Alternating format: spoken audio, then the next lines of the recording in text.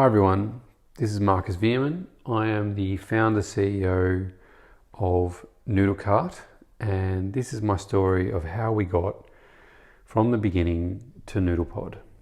First of all, I actually studied education, which was a great background starter. I really struggled in school, and then ironically I ended up getting into an education course. So I finished my education degree and specialised in health and outdoor education. And for the first 7 years of my life, I worked in the bush with kids about 35 to 40 weeks a year. I literally lived in the bush most of the school term with kids. And this is the point where I really noticed that if you put children in an open-ended environment and you leave them up to themselves to be responsible and to solve their own problems, they are often incredibly resilient and able to cope and survive and thrive in a really open-ended environment where they've got to solve their own problems.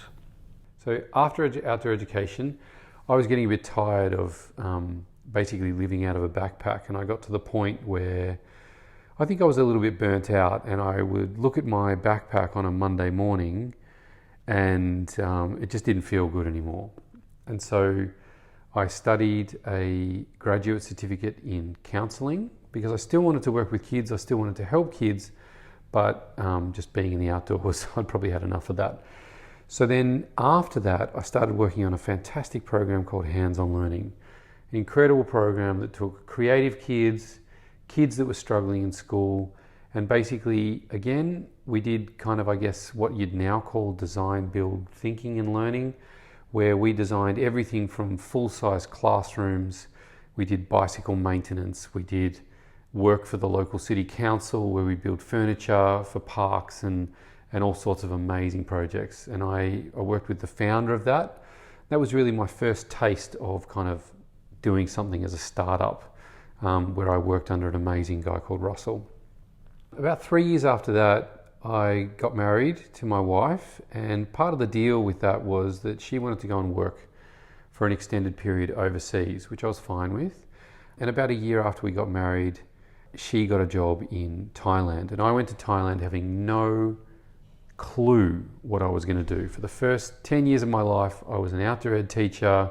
I was doing this hands-on learning thing. I knew exactly where I was going. I arrived in Thailand, in a country that speaks almost no English, and I was going crazy in this classroom trying to learn Thai and shove all these words into my head and wondering what I was going to do next. The organisation my wife worked for said, "Hey, do you think you could build us a playground?" And through my outdoor education career, I had actually built a couple of playgrounds, one in Cambodia and one in Madagascar with kids. And so I said, sure, I'll do that. Fast forward 2 years later, I'd built, with a bunch of volunteers and local guys, I built 40 playgrounds along the Thai-Myanmar border for Myanmarese refugees, mostly from small migrant groups like the Karen and the Chin and other places. That was incredible. But again, I was absolutely exhausted. We were building a new playground, completely custom designed from local materials every 2 weeks. I was crawling in swamps, pulling out recycled car tires. It was just all encompassing. So after that, Willow's job finished as well, my wife, and we decided to go to Europe, where we got a camper van, and we spent 9 months driving around Europe, where I got to see some of the most incredible play spaces that just blew my mind. They were decades ahead of what I knew and what I'd seen in Australia and other parts of the world. So I came back to Australia with a completely refreshed understanding of play, and I presented the idea to a philanthropic funder. I wanted to be the Google of play and playgrounds. I wanted to create a space online where anyone anywhere could come and learn all the skills that I'd learnt in Thailand and around the world, and then could go off and build a play space literally anywhere with whatever materials they found. And that became Playground Ideas.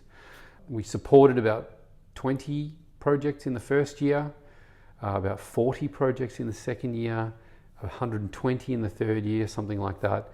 And fast forward until now, where we support even through COVID, between 700 and 1,000 projects every year, and that's impacted now over 7,000 communities and about 3.5 million children.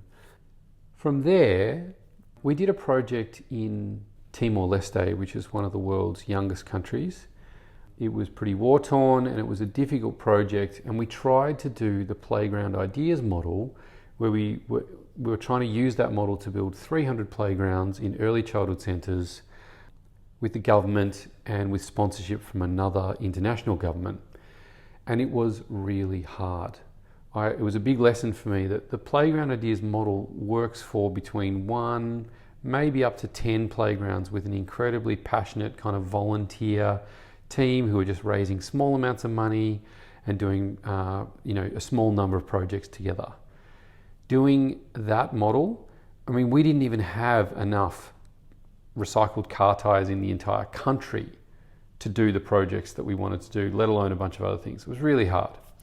So I came back from that project after we submitted the designs with a new passion to find a solution of how we could scale up play and playful learning in schools, but do it in a scaled up way for big projects. Because we could see the world was changing. People were starting to understand the importance of play for children's brains much, much more. And so I wanted to find a solution to that. And then someone out of the blue called Emma, incredible designer who had been carrying loose parts, backpacks full of loose parts into Greek refugee camps for Syrian refugees, just randomly sent me an email. And immediately Emma and I clicked, and we started talking about this idea of what if we could create a mobile play and learning space that was incredibly robust, that you could put, whether it was in an Australian school or in the most hardcore refugee camp in the world. How would you do that? That was probably in 2017, and by 2019 we had a fully fledged manufactured model, and in late 2019 we did a huge project where Emma and a team of people went to Lebanon to build the very first Nüdel cart and test it in a really hardcore refugee area in Lebanon, probably one of the most hardcore environments. And it was an incredible trial.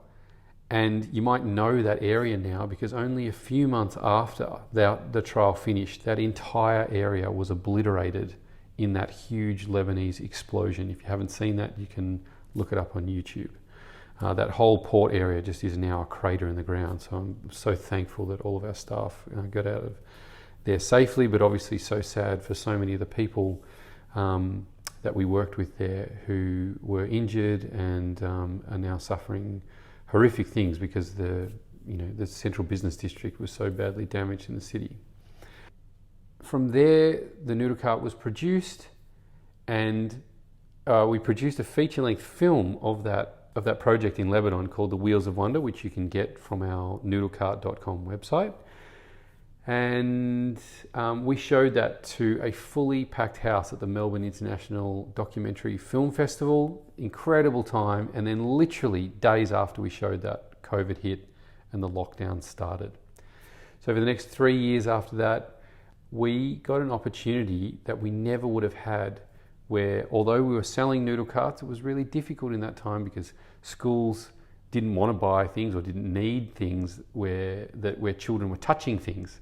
And so that gave us this incredible time where we could put our heads down and do a lot more research and development. So in that time, we produced the Nüdel Rover, which is our more therapeutic meltdown mitigation tool for schools and early childhood centres. And then the other thing, through talking with an organisation, one of our partner playground organisations in Uganda, they said, gee, wouldn't it be fantastic if there was an all-in-one toy that we could take to a village? Maybe we could get some grants and funding to take hundreds of these into a village and give them to all of the young children. So these kids who had no toys at all would have something really high quality that would last for a long time in these harsh environments. And that was the concept that was given to me. And so from there, now 3 years later, and probably, I don't know, hundreds of prototypes later, we now have something called the Nüdel pod. The Nüdel pod is essentially, as you know, does two things. It tries to replace all of those large-scale toys that are cluttering up your life. And second of all, it turns you from the toy user into the toy maker. It's an incredible tool to replace so many of the toys that are cluttering up your space. And we also hope, if the Nüdel pod is successful enough, that we can start to work with partner development organisations who can help us to get Nüdel pods to other places in the world where children don't have anything, because it'll set them up with a great space. And there's really, really solid research around the world where young children coming from very disadvantaged backgrounds being given loose parts and open-ended toys have significant benefits that last well into their adulthood. And so there's a bigger story with Nüdel pod that I'll tell another day. But that's how I went from being an outdoor education teacher to producing the pod and launching it in February 2024. I hope you enjoyed the story.